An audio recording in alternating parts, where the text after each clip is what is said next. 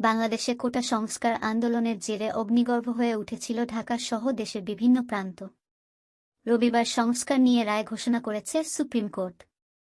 তারপরেও ছাত্রদের আন্দোলন অব্যাহত রয়েছে বাংলাদেশে। সরকারি গেজেট প্রকাশ সহ একাধিক দাবিতে তারা আন্দোলন চালিয়ে যাচ্ছেন। সোমবারও কারফিউ জারি রয়েছে রাজধানীতে। তবে এদিন নতুন করে কোনো হিংসার ঘটনা ঘটেনি। তবে ৪৮ ঘণ্টার মধ্যে দাবি পূরণ করতে হবে বলে সরকারের কাছে সময়সীমা বেঁধে দিয়েছেন আন্দোলনকারী পড়ুয়ারা। সোমবারও বাংলাদেশের অফিস আদালত বন্ধ ছিল। বেসরকারি, সরকারি অফিস, শিল্প কারখানা, ব্যাংক সহ সমস্ত শিক্ষা প্রতিষ্ঠান এদিন বন্ধ ছিল।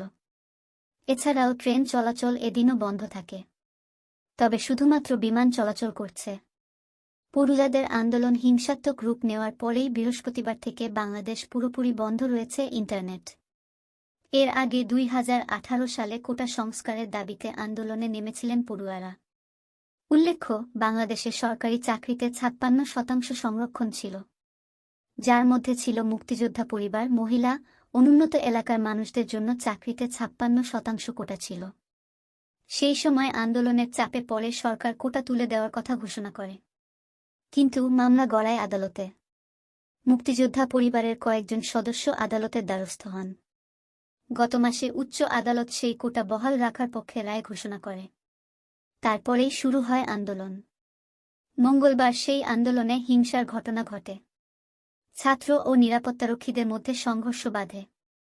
তাতে এখনও পর্যন্ত ১৪৭ জন নিহত হয়েছেন। এরপর রবিবার সুপ্রিম কোর্ট হাইকোর্টের রায় বাতিল করে দেয়।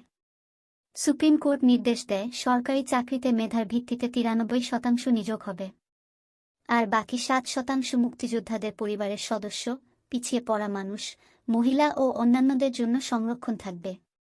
গত মঙ্গলবার থেকে শুরু হয় হিংসা। শুক্রবার থেকে কারফিউ জারি করা হয়। তবে সুপ্রিম কোর্ট পড়ুয়াদের আন্দোলনের পক্ষে রায় দিলেও নাম প্রকাশে অনিচ্ছুক এক ছাত্র জানান, যতক্ষণ না পর্যন্ত সরকারি গেজেট প্রকাশিত হচ্ছে ততক্ষণ পর্যন্ত আন্দোলন তারা চালিয়ে যাবেন। এছাড়াও যাদের গ্রেফতার করা হচ্ছে তাদের মুক্তি দিতে হবে। কারফিউ প্রত্যাহার করে নিতে হবে। যে সমস্ত বিশ্ববিদ্যালয় বন্ধ রয়েছে সেগুলি চালু করতে হবে। এর জন্য পড়ুয়ারা সরকারকে ৪-৮ ঘণ্টা সময় দিয়েছে। রবিবার হিংসার ঘটনা ঘটলেও সোমবার কোনো রকমের হিংসার খবর পাওয়া যায়নি। এদিনও সেনাবাহিনীর ট্যাঙ্কগুলিকে রাজধানীর রাস্তায় ঘুরে বেড়াতে দেখা গিয়েছে। এছাড়া সশস্ত্র নিরাপত্তারক্ষীরা টহল দিয়ে বেড়াচ্ছেন।